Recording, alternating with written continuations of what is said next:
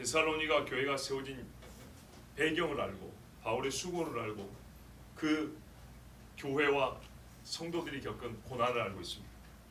그리고 그 배경 하에서 우리가 이 말씀을 계속 보고 있는데 때로는요 그 배경을 좀 초월할 수도 있어야 합니다. 무슨 말이냐면 우리가 종말을 준비한다고 해가지고 모든 신앙생활을 정말 한다고 정말 준비하는 게 아닙니다. 가장 기본적이고 마땅히 해야 될 것은 항상 안정성 있게 확보된 상태에서 거기에 더하여 주님 다시 오심을 쫓는 것이지, 주님 다시 오심을 기다린다 해가지고 우리의 신앙의 기본 아주 기초적인 것들이 갖춰지지도 않냐고 이게 불안정해서 흔들흔들거리면 안 됩니다. 우리가 주님 오심을 기다린다 할수록 세상은 혼란하고 미혹하는 영들이 많기 때문에 신앙생활을 어느 시대 어느 때 어느 장소에 하든 간에 누가 하든 간에 모든 신앙이라면 반드시 알아야 하고 지켜야 할 도리가 있는 것이고 보존해야 될 신앙의 가치와 덕목이 있습니다. 그것들은 언제나 어떻게 한다고요? 견고하게 지키는 상태에서 더하여 주의 말씀을 듣고 더하여 영의 수고를 해나가는 것입니다. 자, 그런 차원에서 바울이 이 모든 교회를 보면요 이번에는 조금 보편적으로 읽어야 돼요. 왜냐하면 우리가 보다시피 바울의 선교사를 보면 다 이방 지역인데 이방 지역을 떠나서 선교한 후에 교회를 세우러 떠나서 편지를 쓸 때 보면 전부 다 성령에 관한 이야기가 있고요, 구약 성경 이야기가 있습니다, 율법 이야기가 있습니다. 놀라운 이야기입니다. 어떤 데는 3년 있었고 어떤 데는 석 달 있었는데 불구하고 그 편지를 보면서 예를 들면 지금 데살로니가 전후서라든지 저 어디 가면 에베소서라든지 이런 비교를 해보면 고린도서 마찬가지입니다. 다 이방에다 편지를 쓰는데도 불구하고 율법 이야기가 있어요. 그러니까는 예루살렘 공의에서 피에 뭡니까? 피 먹지 말고 피처 먹지 말고 목매어 죽인 거 먹지 말고 음행과 우상 숭배하지 말라 그랬죠. 나머지는 너에게 짐을 지우지 않는다 그랬어요. 짐을 지우지 않지만 사실은 우리가 예수 믿고 살면서 이 네 가지만 지킨다고 해서 다 되는 건 아니잖아요. 그렇죠. 율법에 짐을 지우지는 않지만은 우리 지난 시간에 들은 대로 구원을 사모한 사람은요 하나님의 율법을 즐거이 지킨다 그랬어요. 기본형으로 지키는 거거든요. 아, 예수 믿고 그러면 살인할 거예요? 안 해야죠. 그죠? 부모 공격 안 해요? 해야죠. 당연히 해야죠. 오히려 율법보다 더 무섭다 그랬잖아요. 심중에 생각한 것도 죄라고 그랬다고요. 그리고 어떻게 했습니까? 부모를 공경하라. 이러면 너희가 땅에서 잘되고 장수한다 그랬죠. 구약에는 그렇게 되는데 신약에는 뭐라고 되냐면 오히려 부정형으로 했어요. 그렇게 하지 않으면 불신자보다 더 악한 놈이다 이렇게 버렸어요. 그러니까 이 양자를 다 들어야 되는 것입니다. 그래서 예수 믿는 사람에게는 구약시대건 신약시대건 또는 유대인이건 이방인이건 간에 이방인에게 규례에 관한 것, 예적의 예표에 관한 것들을 강제할 필요는 없지만은 그 짐을 지울 필요는 없지만은 예수 믿는 사람으로서 하나님의 사람으로 온전하게 되고 선한 일을 행하게 온전하게 되려면 그 선한 일의 표준, 스탠다드가 뭔지를 가르쳐줘야 한단 말이죠. 이건 항상 율법입니다. 그래서 그 율법의 스탠다드의 기준에서 이방인들에게 그리스도인이라면 당신들은 이렇게 살아야 한다고 가르쳐줍니다. 거기에 더하여 영혼을 얻기 위하여 때로는 더하여 자기의 수고를 해야 될 필요도 가르쳐주고 더하여 손해를 봐야 되는 것까지 가르쳐줍니다. 그래서 율법에 하면 바울은 어떻게 해요? 얻어먹고만 다녀도 되는데 어떻게 했어요? 자기 먹을 것을 벌어가면서 했다 그랬죠. 그것은 율법을 초과하는 거였어요. 왜 그렇습니까? 옛적의 율법주의를 못 벗어나서요? 더 의를 쌓으려고? 아니죠. 예수 믿는 사람의 가장 최고의 수준, 가장 성숙한 모습을 보여주려고 그렇게 했다고 분명히 그랬습니다. 그런데 때로는 그것도 흠을 잡는 사람이 있었다. 이것이 참 안타까운 일이지만 하여튼 이방인 교회지만은 신앙인으로서의 삶을 살려면은 표준적인 생활의 법도가 있어야 되는데 그것은 율법이었고, 그리고 율법을 통하여만이 예수 그리스도의 복음을 온전하게 설명해 줄 수가 있었어요. 중요한 겁니다. 특히 고린도전서와 갈라디아서에 매우 잘 나와 있는데 로마서도 마찬가지입니다. 구약은 율법이 말하고 있는 바가 신약의 예표일 뿐만 아니라 신약에 우리가 겪고 있는 것을 온전하게 그 의미를 알기 위해서는 구약을 보라 그랬어요. 자, 우리가 교회를 형성해서 살잖아요. 그죠? 교회를 형성해서 사는데 교회를 이론적으로 설명할 필요가 없었어요. 뭐라 하느냐면 광야를 보면 안다 그랬다고요. 예? 광야를 보면 광야 교회 하나님께서 그들을 어떻게 구별하게 되셨고 그들을 어떻게 예배하게 하셨고 그들을 어떻게 하나님의 백성으로 만들어 가시는지 그리고 그 와중에 죄를 짓는 하나님이 어떻게 처분 내지는 형벌을 내리시는지. 초대교회 예루살렘 교회 세워질 때 아나니아 삽비라나 뭡니까? 나답과 아비후를 보세요. 거의 흡사합니다. 그렇죠? 그리고 이방인에 세워진 교회가 얼마나 축복을 받은 것인지 알고 싶으면은 이방인과 유대인의 구분이 없었던, 모두가 다 이방인이었던 그때 하나님이 아브라함을 부른 걸 보라 그랬어요. 그것을 보면 우리가 얼마나 하나님 앞에 선택받은 큰 은혜를 받았는지를 알 수 있다 이렇게 되어 있어요. 자, 이래서 구약 성경은 반드시 필요합니다. 그리고 구약에는 이 일이 연속관계가 있기 때문에 끝에 관한 것도 구약 성경에 다 예언이 되어 있습니다. 즉 예언으로서도 의미가 있습니다. 맞습니까? 예. 뿐만 아니라 이 뭡니까? 그 이방인 교회는 율법만 말해준 것이 아니라 또 다른 것들도 얘기를 했습니다. 그것이 뭐냐면 어느 교회 어느 지역에 있는 아까 말씀드린 대로 어느 신자에게나 똑같이 주어지는 신앙의 기본형, 그것은 뭐냐 말씀을 지키라 이런 거 있죠. 그런데 놀라운 게 뭐냐면 성령에 관한 얘기가 항상 있다는 겁니다. 우리가 굳이 나누자면 구약시대 즉 예수님 오시기 전과 예수님 후에 신자들의 모임에서 도드라지게 나타나는 표현형에 나타나는 것의 차이는 뭐냐면 성령의 임재의 차이입니다. 예, 성령이 보이지 않는 곳에서 역사하시고 보이지 않는 누구의 말만 따라 보이지 않는 손으로 역사하시는데 신약에 예수님이 오신 후에 교회에서는요 성령의 역사가 도드라지고 처음 모일 때부터 나타나고 강력한 기적이 표현하자면 일상적으로 일어납니다. 그렇지요. 그래서 이것을 구별하는 게 로마서 8장 아닙니까? 생명의 성령의 법이 역사한다고. 그래서 우리가 예전에는 율법을 전혀 지키지 못했던 것을 이제는 능히 지켜낼 수 있다. 이 구약의 율법을 준수하는 것은 성령의 역사와 매우 밀접한 관계가 있습니다.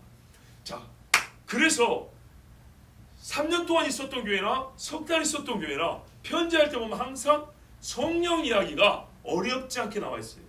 어렵지 않다는 것은 내용이 어렵냐 심냐가 아니라 말이 어렵지 않게 나온다고요. 편하게 나와야 자연스럽게. 성령의 역사를 경험하지 못한 교회 같으면 이거 이야기 꺼내기 어렵거든요. 도무지 알 턱이 있나요? 그런데 경험한 사람들이기 때문에 어떻게 해요? 자연스럽게 나오는 거예요. 여기서 말하는 성령이 뭐고 이런 거 설명할 필요 없어요. 다만 오늘처럼 어떻게 하면 너희가 이 성령의 역사를 받을 때 그 역사를 받고 은사를 받고 행할 때를 가르쳐주면 되지 받아라 할 필요도 없고 이게 어디서부터 왔냐 이게 무슨 능력이냐 이게 어떤 의미를 가진 거냐 이거를 굳이 길고 장황하게 설명해 줄 필요 없었다는 얘기입니다. 곧 교회가 세워지면서부터 석 달 있는 교회라면 쉽게 말하면 일주일 한 달 만에 성령의 역사가 강하게 나타나는 교회가 되었기 때문에 그 자체에 대한 설명할 필요가 없고 문제는 그 귀한 선물을 받고도 미혹하는 영으로 말미암아 헛되고 악한 길로 빠져나갈까요? 미끄러져 나갈까요? 그것 때문에 또 성령 역사를 받은 은사를 받은 자와 못 받은 사이에 불화가 일어나서 교회의 온전함이 교회의 견고함이 무너지고 금이 갈까 하여 설명해주고 가르쳐주고 훈계하는 거 외에 성령의 역사가 무엇인지에 대해서는 그렇게 깊이 설명할 필요는 없었다는 것이 모든 서신서에 보면 거의 일관성이 있습니다. 고린도 교회도 엄밀히 말하면 은사가 약해서가 아니라 너무 많아서 문제였죠. 그렇죠. 너무 많은 게 문제여서 서로 자랑하고 희재기한이라고 문제였습니다. 그런 것처럼 그 이방 사람들이 다 섞여 있는데도 성령의 역사가 있었습니다. 우리가 여기서 알 수 있는 교회는 그래서 어떻게 세워야 된다고요? 성령의 역사와 함께 세워야 된다고요. 예, 겉보기로만 세운다고 교회가 되는 게 분명히 아닙니다. 오늘 새벽에 미국에 있는 어떤 목사님의 말을 인용하여 이런 표현을 썼어요. 교회 놀이 하지 말라고. 어린아이들이 엄마 아빠 놀이하고 병원 놀이하는 것처럼 교회 놀이하면 안 된다고. 성령은 놀이하시는 분이 아니에요. 성령의 역사하는 걸 보면 노래하는 건 훨씬 재밌어요. 진짜 재밌어요. 너무너무 재밌어요. 그러나 성령은 우리 인간들이 하는 것처럼 게임하시는 분이 아니에요. 그러므로 우리가 교회 놀이 하지 않냐고 진짜 교회로서 진지하게 살아갈 때 성령이 역사하시고 성령의 교회를 세우는데 그것을 옆에서 진짜 성령과 함께 바라보면 그렇게 재밌을 수밖에 없어요. 다만 무엇을 조심해야 된다고요? 우리의 포도원을 허무는 여우새끼가 있다고 그랬어요. 요것만 조심하면 돼요. 이게 그런데 요것만 그러니까 작은 일 같지만 아니에요. 여우가 똥 싸고 오줌 싸고 다닙니다. 털 막 날리고 다니고 여기저기서 뜯어먹고 막 다닙니다. 그리고 지 짝꿍만 데리고 들어옵니다. 그러면 포도원은 순식간에 쑥대밭 돼버립니다. 자, 그러므로 오늘 이 말씀은 이제 약간 핍박의 배경에서 조금 거리감을 두고 어느 교회나 보편적으로 성령에 관한 말씀, 영적인 문제에 관한 얘기를, 그러니까 영세 영이라는 것은 실제 성령의 은사와 관련된 부분을 거의 교회들마다 공통적으로 말해준 것을 우리가 알고 있기 때문에 약간 핍박 상황에도 반드시 뭐 무관하다는 건 아니지만 조금 더 거리감을 두고 보편적인 교회에서 모든 교회에 나타나야 되는 이 성령의 은사와 성령의 역사하심에 관하여 우리가 아주 객관적이고 보편적인 그런 지식, 진리의 지식을 얻고 또 우리가 분별력이 있어서 정말 성령의 역사를 바로 확인하고 맛보는 우리 교회 공동체 되길 바랍니다. 아멘. 먼저 가르쳐주는 말씀, 명하는 것은 전부 다 명령형인데요. 성령을 소멸하지 말라 그랬어요. 억누르지 말라는 얘기입니다. 이야, 여러분, 이 말 자체가 좀 이해하기 어려워요. 성령의 물건도 아니고 어떤 영적인 기운도 아니고 사람도 아닌데 사람이 성령을 누른다고 눌러집니까? 아니죠. 이 말은 인간이 성령의 신이 하나님이시다면 하나님을 직접 누른다는 것이 아니라 성령이 역사하는 것을 우리 인간의 제도로서 막는다든지 인간의 관계성 안에서 막는다든지 누가 권위가 있어서 그 권위로 누른다든지 이래하여 성령을 회방하는 거하고 비슷합니다. 성령 직접 들고 성령 이리 와봐. 앞으로 그러면 안 돼. 이렇게 할 수 있는 인간은 없어요. 그런데 막 방언하는 사람 불러놓고 앞으로 방언하지 마시오. 이럴 수는 있는 거예요. 그렇게 하지 말라는 겁니다. 어렵게 생각하지 마세요. 성령의 역사는요. 성령께서 각 사람에게 임하여서 함께한다는 표를 나타내는 그 표지들 하나의 그 사인 또는 마크라고 할 수 있는 이런 것들은요. 절대로 인간이 억누르서는 안 돼요. 성령 회방죄가 무엇인지 우리는 해석상 조금 난해하긴 합니다. 그런데요. 우리 쉬운 것부터 하자고요. 성령 회방입니다. 성령이 행하고 성령이 역사하는 것을 내가 이렇게 하면 막는 일이 될 수도 있겠다 하는 건 조심하시라고. 정말로 조심해야 돼요. 바울이 세운 교회마다 찾아가서 복음을 훼손하고 성도들의 신앙을 약하게 하고 교회를 분란시킨 자들, 그 사람들이 성령을 억누른 사람들입니다. 바울이 성령의 사람 아닙니까? 바울이 성령의 역사로 교회를 세운 사람 아닙니까? 생각해보세요. 이방 땅에 교회를 세우기 쉽습니까? 불과 며칠 만에 그리고 석 달 가르쳤는데 율법을 읊어내면서 편지에서도 다 알아먹어요. 세상에. 제가 그래서 우리 한국에서 요 근래 근자 몇 년 사이에 잘 회자되면 자괴감을 느낀다 그러죠. 우리는 왜 이렇게 율법을 모를까요? 어떻게 배웠길래 이렇게 모를까요?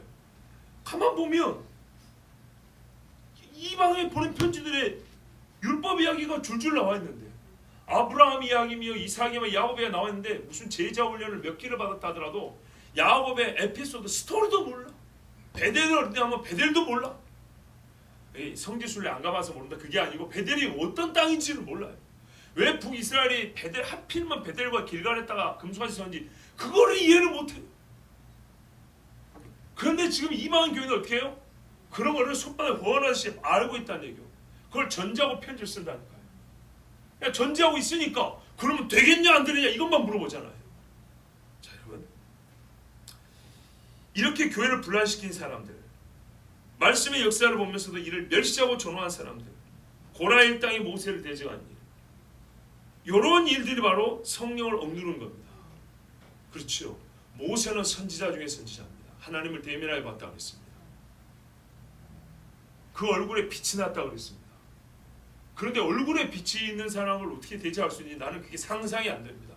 정말로 상상이 안 됩니다. 정말 기도를 열심히 한 분이 그 인자한 모습으로 웃고만 있어도 나는 거기에 앉기가 두려운데 어떻게 얼굴에 빛이 나는 사람을 돌로 치려고 했을 생각을 할까요? 이게 바로 성령을 모르는 사람들이고 성령을 없는 마귀의 영에 사로잡힌 사람입니다. 이런 일이 절대로 교회에서는 있으면 안 됩니다. 이러면 그 교회는 그때부터 망합니다. 반드시 망합니다. 그리고 성령을 소멸하지 않는데 그러면은 여러 가지 유형들이 있을 거 아닙니까? 성령이 역사하는 그 성령의 행사가 여러 가지 있을 거 아닙니까? 다채롭게. 그 중에 제일 억누르고 제일 억누러지기 쉽고 또는 반대로 교회를 어지럽힐 위험도 큰 게 뭐냐면 예언입니다. 이건 확실히 우리가 경험적으로 압니다. 그죠? 교인들 사이에도 예언을 허투루 해가지고 서로 실종한 사람도 있고 교회 하나가 무너진 데도 있고요. 아예 무교회주의자, 교회 없이 기도원에만 틀어박혀 사는 사람도 있어요. 그렇게 되면 안 되겠죠. 그래서 성령을 소멸하지 마는데, 일단은 성령을 소멸하지 마는데 구체적으로 제일 문제가 되는 부분, 성령을 소멸하려고 하는 자들에게 있어서 가장 그들의 그 성령 소멸의 행사에 있어서 대표적으로 도드라지는 것이 뭐냐니까 예언을 못하게 하는 거예요. 예언을 멸시하는 거예요. 근데 이거는 어려운 이야기가 아니에요. 어려운 이야기가 아니에요. 보세요. 구약의 선지자들이 기적을 해오고 예언을 했어요. 사람들이 못하게 한 건 기적입니까? 예언입니까? 예언입니다. 사도들이 기적을 행한 걸 뭐라 그랬습니까? 예언한 걸 뭐라 그랬습니까? 예언이죠. 다시는 예수의 이름으로 말하지 말고 가르치지 말고. 예언은 좁게 보면 장래의 일을 얘기하는 것이지만 하나님이 맡겨주신 말을 대신하여 외치는 이 대언도 예언이라고 합니다. 그러니까 여기서는 조금 더 좁은 의미로 봅니다. 하나님께서 우리의 속 생각을 드러내 알게 하시고 장래 행사를 또한 보여주시며 준비케 하시는 좁은 의미의 예언을 일단 생각하겠습니다. 너무 넓게 설교까지 다 들어가니까 여기서 문제가 되는 것은 이 좁은 의미가 더 문제가 되는 거예요. 왜냐? 성도들 간의 사이의 문제거든요. 예. 예언하는 사람이 그 교회 하나만 있으면 문제가 안 돼요. 여러 명이 있어요. 그렇죠? 고린도 교회 이게 문제였어요. 그래서 뭐라 가르쳐줬죠? 예언하기를 더 사모하는데 질서 있게 해라. 질서에 어떻게 질서 있는 겁니까? 야, 너는 왜 생각을 안 하냐? 질서의 가장 기본부터 세워. 우리 항상 기본은 뭐예요? 차례대로. 먼저 한 사람이 나중에 예언이 있으면 또 좀 멈추고 이렇게 하라고. 요거부터 시작해서 이제 가르쳐 줍니다. 자, 예언의 폐단이 크지만 폐단이 있다는 것을 핑계로 하여 가장 성령을 소멸하는 자들이 앞장서서 하는 것이 뭐냐면 예언하지 못하게 하거나 예언을 우습게 여겨버리는 겁니다. 아무것도 아닌 것처럼 대수롭지 않게 취급하는 겁니다. 예언을 업신여기지 마라. 경멸하지 마라. 여러분, 이 데살로니가 후서 2장에도 보면 똑같은 데살로니가 교회잖아요. 이런 이야기가 있어요. 형제들아, 우리가 너에게 구하는 것은 우리 주 예수 그리스도의 강림하심과 우리가 그 앞에 모임에 관하여, 주님 다시 오심에 관한 이야기인데, 혹 영으로나 혹 말로나 혹 우리에서 받았다는 편지로나 세 가지 루트의 지식을 얻은 길을 얘기해주고 있어요. 영어로나 말로나 편지로나. 편지는 뭐 다 아는 얘기고, 말로는 누군가 와서 전해준 거예요. 바울 선생님이 이렇게 하더라, 사도들이 이렇게 가르치더라. 영어로는요, 자기들끼리 기도하다가 예언 받았다 이 말이에요. 그때 쓰는 말. 그러니까는 데살로니가 교회 다 잘하는데 부족한 지식이 바로 주님 다시 오심에 관한 지식이었다 그랬죠. 예, 요 부분이 문제였거든요. 근데 요 부분이 문제가 된 이유 중에 하나가 뭐냐면 예언한다는 사람들이 너무 무분별하게 본인들이 기도하니까 너무 소망이 커서 그런지 막 함부로 말을 해버린 거예요. 요게 문제였어요. 그래서 뒤에 보면 분별하는 얘기가 나오는데 일단 그러다 보니까 어떻게 해요? 무시를 해버렸어요. 사람들이 그 한 가지 듣기 싫다는 것 때문에 다른 것들까지 다 그냥 무너뜨려 버렸어요. 이런 일 하지 말라는 겁니다. 분명히 고린도에서 14장 39절에는 네 형제들아 예언하기를 사모하며 방언 말하기를 금하지 말라 그랬어요. 다만 모든 것을 적당하게 하고 질서대로 하라는 거예요. 그래서 어떻게 해요? 우리가 통성기도 할 때 괜찮아요. 열심히 하는데 이제는 조금 잠잠해질 때가 됐는데 혼자 너무 그러면 안 돼요. 물론 때로는 그게 또 허용이 될 수도 있어요. 왜냐하면 우리가 진짜 하나님의 영이 사로잡히면 뭐 이것저것 가리지 않고 해야 될 때도 있거든요. 그럴 때는 오히려 옆에 사람들이 어쩌다가 그러는 것은 또 이해를 해줘야 되는 거예요. 너무 기계적으로 적용하면 안 돼요. 왜? 하나님의 역사는 우리가 함부로 재단하거나 이게 기계적으로 이게 적용해서 될 일이 아니란 말이에요. 자, 예언을 멸시하지 말고 대언하는 것, 이걸 멸시하지 말라는데 절대로 교회에서 누군가 예언을 한다 할 때는 우리는 그것을 멸시하면 안 됩니다. 그것은 곧 성령을 소멸하는 일이 됩니다. 근데 이게 데살로니가 교회에 있었다는 것입니다. 자, 이 문제 조금 이따가 다시 한번 봅니다. 자, 그 다음에 범사해하려 모든 것을 범사해야 된다. 이것은 범사는 모든 일이죠. 모든 일 어떻게 보면 따져보고 살펴보고 확인해보라는 얘기입니다. 왜 갑자기 이 말을 나왔죠? 이건 우리 일상생활의 모든 행사에 적용이 됩니다. 그런데 지금은요, 모든 교회의 공통적인 성령의 은사와 역사에 관해서 얘기하고 있는 중입니다. 그러면 여기서 범사는 성령이 한다고 우리가 생각될 수 있는 모든 일입니다. 성령께서 하신다고 생각되는 모든 일, 사실 그래요. 교회에서는요, 우리가 회사가 아니고 학교가 아닌 교회에서는요, 항상 제일 깊고 엄중하게 확인해 봐야 될 것이 바로 영의 역사입니다. 이 성령의 역사냐 마귀의 역사냐를 제일 엄중하게 확인해 봐야 됩니다. 거부를 경고하지만 분별을 요구하고 있습니다. 이 균형이 필요한 거예요. 성령의 역사를 막지 마라. 예언을 절대로 멸시하면 안 된다. 그러나 그 은사가 아무리 독특하고 특별하고 대단한 힘이 있고 놀라운 어떤 이렇게 능력이 있다 하더라도 함부로 말하거나 듣거나 그러면 안 된다. 모든 예언 어떻게 하고요? 살펴보라. 헤아려 보라. 여러분, 예언은 사람들에게 덕을 세우는 데 쓰는 겁니다. 우리 말씀 고린도서 14장 3절에 예언은 사람에게 말하며 덕을 세운다 이렇게 말했고, 권면하며 덕을 세운다 이렇게 되어 있어요. 그러니까 예언을 들으면 사람의 심정이 그리스도에 가까워져야 되고, 죄인은 경고를 받고 두려워야 되고, 의인은 내 한 일을 하나님이 기뻐하신다는 것에 더불어 즐거워야 되고, 신앙의 용기를 얻게 하는 것이 예언입니다. 그리고 지혜롭게 길을 준비하게 하는 게 예언입니다. 이걸 통합하여 덕을 세운다 그럽니다. 근데 그렇지 않은 예언들은 어떻게 하라고요? 마귀의 무기가 될 수 있습니다. 또는 그런 예언이라 할지라도 교만하게 받으면 미혹의 무기가 될 수 있습니다. 예언은 사람들을 미혹하기 정말 좋은 사탄의 무기가 될 가능성이 있다는 것을 항상 기억하셔야 됩니다. 여러분, 거짓 선지자들 아시죠? 거짓 선지자들은 예언했습니다. 옛적에 성령께서 예언하게 주실 때 느낌하고 악령이 들어갖고 예언할 때 느낌이 별로 차이가 없었습니다. 마귀는 그 느낌을 비슷하게 만들어냅니다. 그러니까 심령과학 이야기도 나오는 거죠. 소위 엑스타시라고 그러잖아요. 막 광적인 흥분이라든지 황홀경에 빠지면 그것이 성령의 역사라고 합니다. 이게 바로 종교 통합주의자들이 쓰는 통합의 원리라고 그랬습니다. 영체험. 영체험은 기독교나 힌두교나 불교나 카톨릭이나 저 샤머니즘 종교나 별 차이가 없습니다. 사람이 진짜 말 그대로 정신이 나가버립니다. 무감각해지죠. 피부 이런데 막 육체적으로 무감각해지죠. 이것이 비슷합니다. 그러면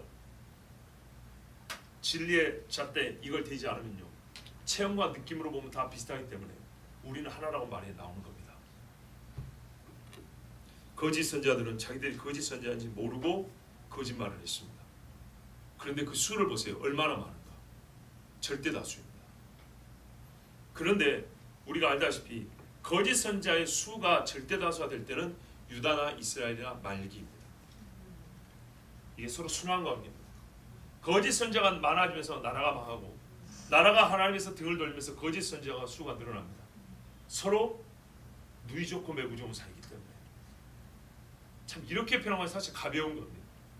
절대적인 사슬로 연결되어 있는 사람들입니다. 서로 생명선이 연결되어 있는 사람들입니다. 그렇다면 어떻게 보셔야 되냐? 우리나라의 신앙이 약해졌다고 생각하면 거짓 선지자가 많았다고 바로 이 말입니다. 거짓 선지자가 많아진 걸 알면서도 우리는 신앙이 옛날보다 좋아, 우리는 옛날보다 많이 알고 많이 봉사하고, 이거는 또 하나의 착각이 될 수 있다는 아주 위험한 적색 경보를 여러분 보셔야 됩니다.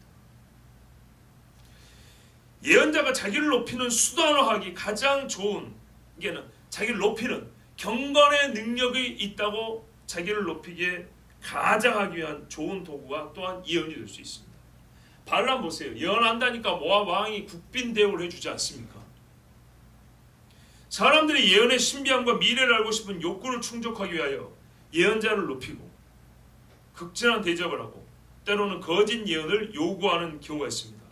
이렇게 되면 표현하기는 그렇지만 이보다 더 위험한 짓이 없을 정도입니다. 거짓 예언을 요구할 정도 되면 거짓말 맷돌에다 집어넣어서 거짓말 물을 만들어내는 거 아닙니까? 그거 들이키자는 겁니다. 데살로니가전서 2장 4절 우리가 읽었는데 전반부에 보면 우리 마음을 감찰하시는 하나님께 옳게 여기심을 입어 그랬습니다. 마음을 감찰하신다. 이 감찰이 바로 헤아린다는 말. 요한일서 4장 1절에 보면 사랑하는 자들아 영을 다 믿지 말고 오직 영들이 하나님께 속하였나 시험하라. 많은 거짓 선지자가 세상에 나왔으면 이 시험하라가 이 범사에랑 똑같습니다. 즉 영을 시험하라는 거예요. 예언을 존중하되 멸시하지 말되 그렇다고 해서 모든 것을 다 넉넉고 그냥 넙죽넙죽 받으라는 얘기는 아닙니다. 반드시 확인해 봐야 됩니다. 그래서 여기 범사는 우리 일상에 적용이 가능하나 맥락으로는 일단은 뭡니까? 영에 대한 확인 작업을 해야 된다는 것입니다. 만약 이런 말씀도 없으면 우리는 뭔가 신비한 능력만 나타나면 영에 대한 확인 작업은 하지 않는 교회가 될 수 있지 않겠습니까? 이 중요한 가르침을 빼놓을 수가 없습니다. 자, 그 다음에 이어지는 두 말씀, 좋은 것을 취하라, 악은 어떤 모양이라도 버리라, 역시 마찬가지입니다. 그래서 확인해보고 예언을 멸시하지 마라 그랬잖아요. 정말 좋은 예언, 여기 좋다는 것은 주님 보시기에 선하다 이 말이죠. 주님의 뜻에 부합하고 주님 보시기에 선하다 옳다는 예언 어쩌라고요? 무조건 취하라는 겁니다. 개인적인 선호, 자기 무슨 내가 알고 있는 기존의 어떤 관념, 틀, 그거는 무시하라. 하나님의 영이 역사하기 때문에, 하나님의 영이 주신 말씀이기 때문에 무조건 취하라는 거예요. 반대도 마찬가지예요. 아무리 그럴싸한 예언, 권위 있는 사람이 예언했어요. 아주 유명한 사람이 했어요. 그런데도 어쩌라고요? 악하다 하면 그게 어떤 모양을 하고라도 무조건 버리라는 얘기예요. 균형이 있어요. 균형. 바울은요, 본인이 영적 은사가 충만한 사람이라고 했어요. 보통 이렇게 충만하면 사람이 편파적이 돼 있어요. 되도록이면 좋게 말하라. 그죠? 그런데 바울은 지금 그렇게 말하지 않습니다. 왜냐? 성령의 역사냐 거짓 영의 역사는 진짜 교회에 생사가 달린 문제이기 때문에 여기에다가 개인적인 선호도, 자기의 어떤 기호 이런 거를 넣을 수가 없는 거예요. 그렇게 되면 그 자체가 바울이 거짓 선지자가 되는 겁니다. 가장 엄격해야 될 문제입니다. 이어지는 두 명령, 좋은 것을 취하고 악은 어떤 모양으로 버리라는 상반된 행동을 요구하는데요. 실제로 원어상으로도 아주 강한 표현들입니다. 무조건 버리고 무조건 취하라고. 반드시 취하고 반드시 버리라는 얘기입니다. 자, 좋은 것을 취하라. 범사의 헤아림의 구체적인 겁니다. 구체적으로 어떻게 하라는 겁니까? 좋은 것이 들어가면 반드시 취하는데 성경에 보면 여기서 취하다는 말이 여러분 킹제임스 한글역에 보면 붙들라 돼 있죠. 예, 붙들라는 얘기입니다. 놓지 말라는 얘기입니다. 사람이 죽어가는데 떠밀려 가는데 손을 잡았어요. 어떻게 잡겠어요? 뼈가 부러지더라도 잡고 있어야 되죠. 그렇게 붙들라는 얘기입니다. 성경에서 여러 군데 쓰이잖아요. 너희가 처음 받은 진리를 끝까지 붙들어 지키고 있으면 이런 게 쓰인다든지, 또는 뭡니까? 좋은 땅에 있다는 것은 좋은 마음으로 말씀을 듣고 지켜 인내함으로 결시한다 했죠. 이거 지킨다. 이런 말씀이 똑같은 거예요. 그렇게 붙들고 있으라는 겁니다. 그런 예언은 좀 더디더라도 하나님이 그러잖아요. 하박국에게 언제랍니까? 더디더라도 기다려라. 더디지 않다. 내 시간표는 더디지 않다. 네 시간표는 더딘데 기다려라 하고 붙들고 지켜 있으라 그럽니다. 그렇게 예언을 붙들고 있는 겁니다. 어떤 거는요? 선한 것은. 악한 것은요? 어떤 모양을 버리래. 어떤 모양이라도, 어떤 종류든지입니다. 어떤 단계이든지. 색깔이 예를 들어서 우리가 빨간색을 할게요. 그냥 빨간색이 악하면 분홍색부터 버리고 주황색부터 버리고 연보라도 버리라 이런 말입니다. 단계가 1단계부터 100단계까지 있다면 100단계든지 1단계든지 무조건 버리라는 얘기입니다. 보다 큰 것과 작은 것을 구분하는 데 쓸 시간도 아끼라는 얘기입니다. 무슨 말씀인지 아시겠죠? 49까지는 괜찮아. 이게 40하고 50을 왔다 갔다 하는데 이거 확인, 그런 쓸데없는 시간 보내지 말라는 얘기입니다. 1부터 아닌 거예요. 악하다는 그 자체로 버리라는 거예요. 보세요. 악한 것은 버리라고 했어요. 악한 것. 악하다 하면 무조건 버리라는 거예요. 그게 0.1이 들었던 100%가 들었던 거 아니에요.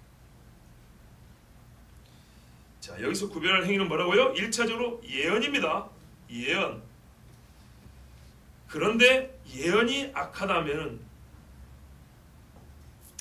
어떤 말이냐면 실제 하나님께로부터 온 예언, 영혼을 살리는 예언은 생각보다 그리 많지 않을 수도 있다는 뜻입니다. 왜 이렇게 말씀드리냐면 좋은 것을 취하라 할 때는 좋은 것은 어떤 모양을 갖고 있든지 취하라 이런 말을 안 하고요. 악에만 조금 더 구체적으로 했어요. 범사에 구체화를 해서 좋은 것과 악한 걸 나눴는데 좋은 것과 악한 거의 행위의 명령어는 대등해요. 취하라 버리라. 강력함이 똑같은데 중간 단계가 좀 달라요. 좋은 것을 취하라, 악한 것을 버리라인데 이 중간에 악한 것에는 어떤 모양이라도가 추가되어 있어요. 그 말은 뭔 말이죠? 악이 훨씬 더 많거나 사람을 속이기 위한 것이 악이니까, 그렇죠? 보다 다양한 모양새를 갖고 있다는 거죠. 그러니까 보다 더 깊은 분별을 하고 조금이라도 약한 모습을 갖고 있으면 거기서 쓰레기통에서 먹을 거 뒤지지 말고 쓰레기는 갖다 버리라 이런 말입니다. 마귀는 거기다 먹을 만한 한두 개 넣어놓거든요. 그건 여러분 개나 고양이가 하는 것이지 사람이 하는 게 아니에요.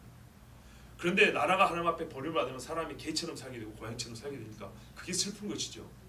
자, 여러분 여기서 우리가 이제 왜 이렇게 악에는 조금 더 추가를 해놨을까?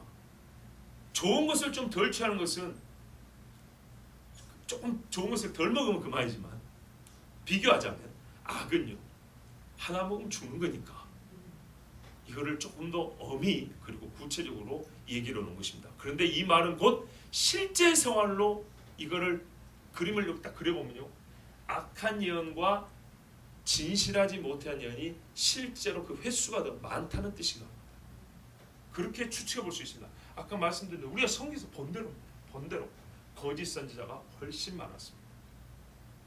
그래서 1절에 이런 말씀 드렸죠. 한 10년 전에 본 영상인데 선지자 학교가 있다고요. 엘리사 흉내낸 것 같아요. 선지자 학교가 있는데 그 테이블을 쫙 펼쳐놓고 그 강사 주 강사가 그래서 선지자들 손 들어봐. 진짜예요? 지금도 있는지 모르겠어요. 제가 10년 전에 봤어요. 선지자들 손 들어봐. 수십 명이 드는 거예요. 이러다 나와. 그 사람들 꼭 반말이에요. 하여튼 이런 것이 벌써 틀렸어요. 여러분 예언을 분별할 때는요 그 예언자의 최소한의 인품이 이 뭐랄까요 적어도 존경까지는 아니어도 우리가 보기에 평균에 미달되는 성품 인품을 가지고 있으면 안 돼요. 성령은 그렇게 무례하게 역사하지 않아요. 성령은 직접적으로 그런 경우 있죠. 선지자와 하나님이 완전히 이렇게 막 묶여지면 하나님처럼 그냥 막 선포할 수는 있어요. 그런데 이런 일상 대화에서 내가 예언자다 그래가지고 막 성령의 막 큰 권능을 받고 막 완전히 감동을 받아서 회개하라 이 독사의 새끼들 이런 것이 아니야. 일상생활인데도 지가 예언자다고 막 그냥 반말하고 여기 예언자도 손 들어봐 나와 이런 거는 아니에요. 벌써 아니에요. 자 그러니까 하여튼 많이 나오더라고요. 나와가지고 그 옛날 면사무소 하면은 그 책상들 있잖아요. 그만한 것들 쭉 깔아놓고 앉으라 그래요. 그 다음에 번호표 받고 예언 받을 사람들이 쫙 섰어요. 그래가지고 번호표 한번 따왔어요. 고민이 무엇입니까? 아 예 이겁니다. 이게 뭡니까? 이 시청 민원 창구도 아니고. 그런데요 그걸 예언이라고 받고 있는 사람이 얼마나 많은지 아십니까? 쓸모있는 예언들이 생각보다 적습니다. 성도들의 마음을 잠시 기쁘게 하거나 혼란하게 하거나 정말로 그 영혼 깊은 곳에서 하나님을 만나게 하고 하나님께 가까이 하게 하는 예언이 얼마나 될까요? 그러니까 이게 안타까운 거예요. 이 분별이 안 되니까 이제 싸잡아서 엎어버리죠. 이게 프레임 논쟁이라는 말로 요즘에 우리 많이 쓰이죠. 일부가 그러니까 그 비슷한 것들은 다 가짜 이렇게 몰아버리면 어떻게 해요? 이제 진짜 예언자들 설 곳이 없어지는 거예요.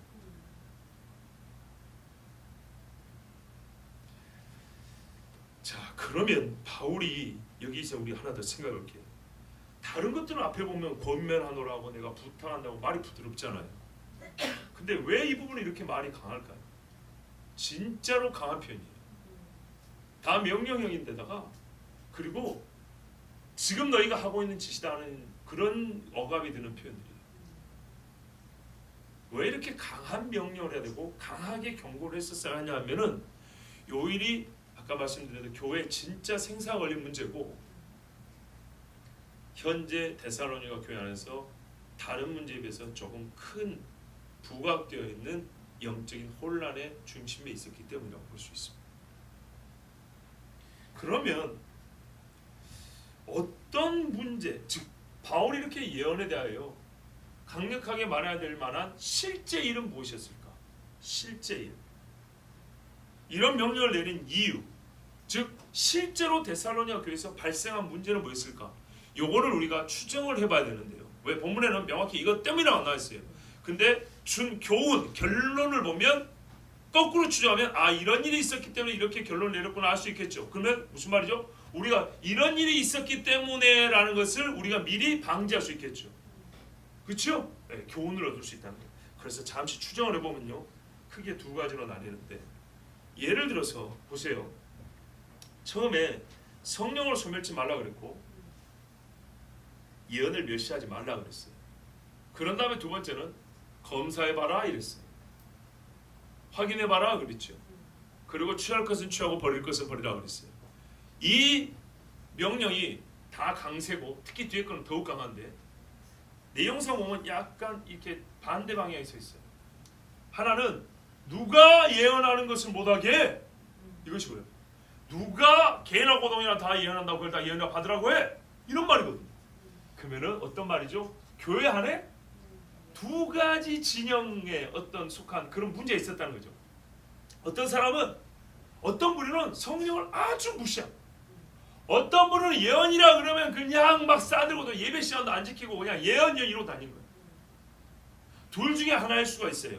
둘 중에 하나이면 요거를 강조하고 가르친 김에 그 반대도 가르칠 수 있겠죠. 근데 실제 교회를 보면요. 실제 교회를 보면 대부분 두 가지 같이 있어요. 그렇죠? 약간 어느 쪽에 무게중심이 있냐의 차이지 대개 이게 다 같이 있어요. 또는 마음속에 잠재되어 있어요. 표현될 때 보면 약간의 차이가 있어요. 특히 앞부분 성령을 소멸하면 예언을 못하게 하는 것. 예언 못하게 하는 교회는요. 방언도 못하게 해요. 왜 이런 일이 벌어질까요? 왜요? 교회 질서 때문에요? 그 질서가 뭘 말하는 건데?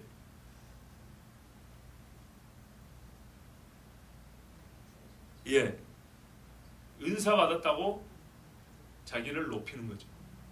예, 자기 말을 성경보다 높이는 거예요. 그러면 이 정도 되면 뭐냐면 이거 영지주의적 성령주의자. 성경이 있는데 내가 기도해서 받았어. 내 말이 어디 있어요? 성경에 있어요. 내가 가진 지식, 내가 받은 말씀 이걸로 성경을 채우고 성령을 덮어버리고 성경을 눌러버리고 성경 위에 자기 말이에요. 설교 들을까요? 안 들을까요? 안 들어요. 자기 따라오면은 구원받는다 식으로까지 가는 거예요. 거의 영지주의자 비슷한 거예요. 내가 영적으로 받은 이 깨달음 이렇게 되는 거예요. 이런 패단이 있으니까 어떻게 해요? 반대쪽에서 하지마 이렇게 되겠죠. 이거는 우리가 실제를 통해서 한번 추측을 해보는 겁니다. 또 하나는요. 기본적으로 교회가 영적으로 무감각하고 메마른 이래요. 진짜 몰라요. 진짜 교회가 영적으로 바싹 말라있으면 그 중에 한 사람이라도 뜨거우면 그냥 잡아 죽여버려요. 못 견뎌요 그 교회에서. 이런 경우. 근데 요 경우가 요즘에는 좀 많아지고 있어요. 이게 안타까운 거예요. 근데 옛날에는 어떤 경우가 많았냐. 목회자가 저 같은 목사들이 방언도 못하고 예언도 못하고 영적으로 약해요. 그래서 어떻게 해요?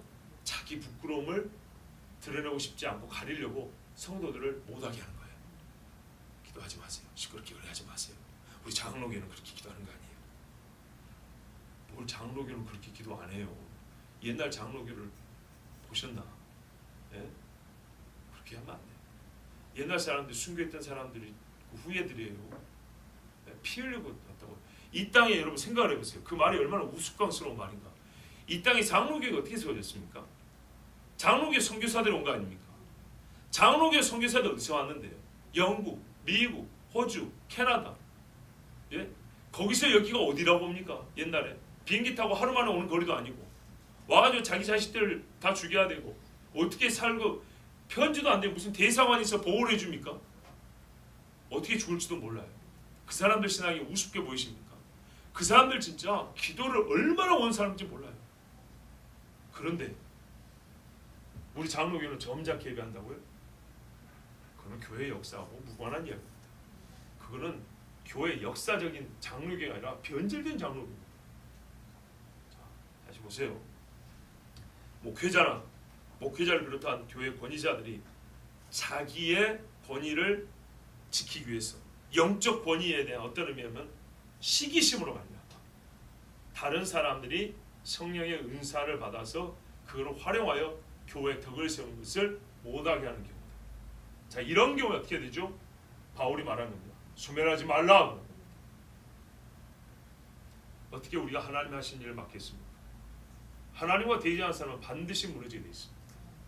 근데 또 그 반대는요. 모든 그냥 예언이라고 하면은 무조건 넙죽넙죽 받아가는 그런 경우는 어떻게 되죠? 무비판적으로 수용하고 예언자들에 대해서 특별한 대우를 해줘버립니다. 아까 반대로 보면 됩니다. 목사도 있고 장로도 있는데 이분들은 방언 못한다고 인사도 안 해. 자기들끼리 모여가지고 어젯밤 꿈에서 주님이 나타났는데 하면서 하루 종일 꿈 이야기 그걸 예언으로 받아가지고 자기들끼리 막 이만큼 부풀려가지고 난리를 하고 있는 거예요. 그럼 그거 재밌다고 초신자들은 가가지고 그게 신령한 줄 알고 가가지고 같이 나중에 동사하고 깃발 들고 나간다. 이게 우리나라 교회에 있었던 일이니까요, 여러분. 진지하게 들으셔야 됩니다. 은사주의적 성도들이 갖고 있는 교회 질서와 권위자들에 대한 부정적 시각, 교만과 자의적인 제 멋대로의 성경 해석, 그리고 주의 뜻 남발, 은사장사 이런 자들로 인해서 교회 분열을 막기 위해서 바울이 뒤에 부분을 말한 겁니다.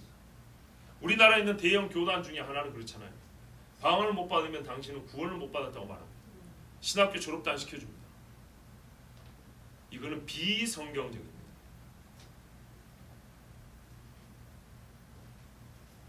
또 예언 자체의 부정확성, 무검증의 수용 태도로 말미암아 혼란이 일어나기 때문에 분별력 그 자체를 키워야 하기 때문에 우리가 신앙생활 때 분별력이 필요하다고 하잖아요. 영 분별력인데 영 분별력을 어디다 먼저 쓸 거예요?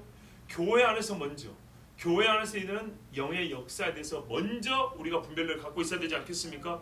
그래서 누군가 성도들 중에 예언하며 성령이 충만하다 할 경우에는 반드시 확인해 봐야 한다라고 가르쳐 주는 겁니다. 그러면 뭐랄까요? 어떻게 우리가 확인해 볼 수 있을까요? 어떻게? 일단 저는 성경 그대로 한번 보겠습니다. 이걸 확인해서 굉장히 어려운 소위 말해서 영적인 분별 방법을 가르쳐 주지 않습니다. 그죠? 바로 그게 답입니다. 그게 답입니다. 자, 혹 제가 이런 추정이라든지 가정이 아까 교회가 이럴 수 있다 이런 일이 있었을 걸 생각하는 것이 성경에 명확하지 않지만 우리에게 일어난 일들을 보면 대개 이런 경우란 말이죠. 자, 이런 경우에 그러면 어떻게 진짜로 분별해서 우리가 바른 은사 또는 예언의 은사를 활용하고 성도의 덕을 세우는 데 쓸 것이냐, 교회를 온전히 세우는 데 쓸 것이냐, 그 방법이 뭐냐?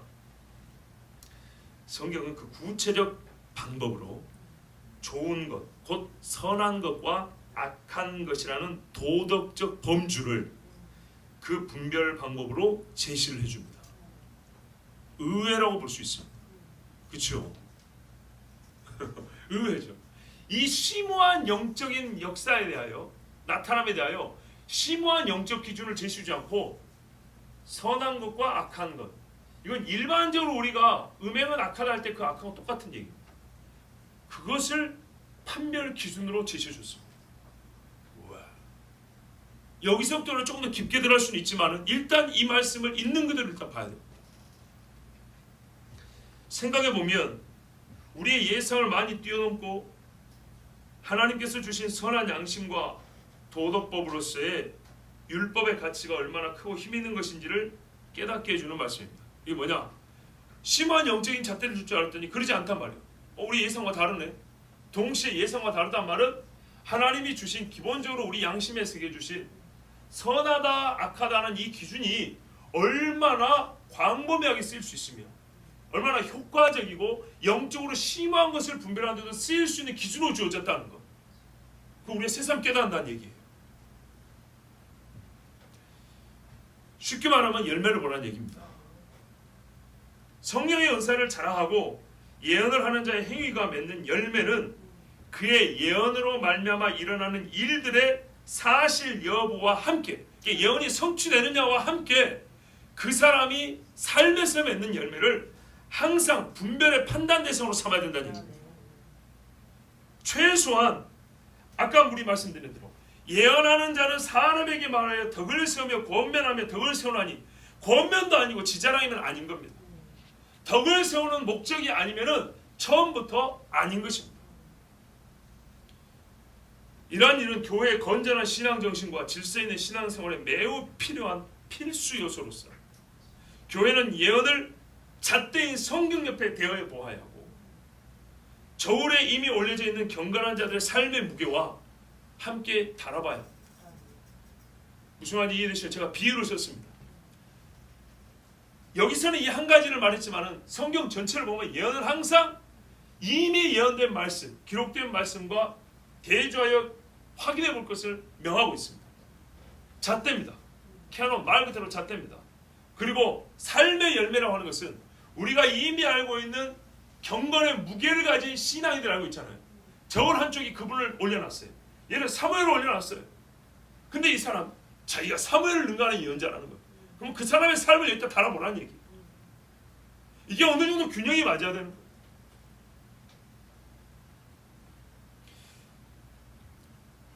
이미 쓰여진 말씀과 선지자와 사도의 전통에 부합하는지 반드시 살펴보아야 합니다. 그 내용이나 행태, 모양새 모두 다 함께 확인해 보아야 합니다. 구약의 선지자들은 대개 책망과 경고를 하였는데 이는 죄에 대하여 한 일입니다. 그러므로 죄를 짓고 있는데도 축복을 예언하고 그것을 덕스럽게 여긴 것은 듣는 자가 자의적으로 말한 것을 성도가 기분 좋게 받아들인 것뿐입니다. 교리적 일치도 있어야 됩니다. 요한일서 4장에서 거짓 영이자 적그리스도의 영은 그리스도 예수께서 육체로 오신 것을 부정하는 영이라 했습니다. 우리 신앙의 구원에 관계된 핵심적 교리와 어긋나는 그런 예언들은 틀린 겁니다.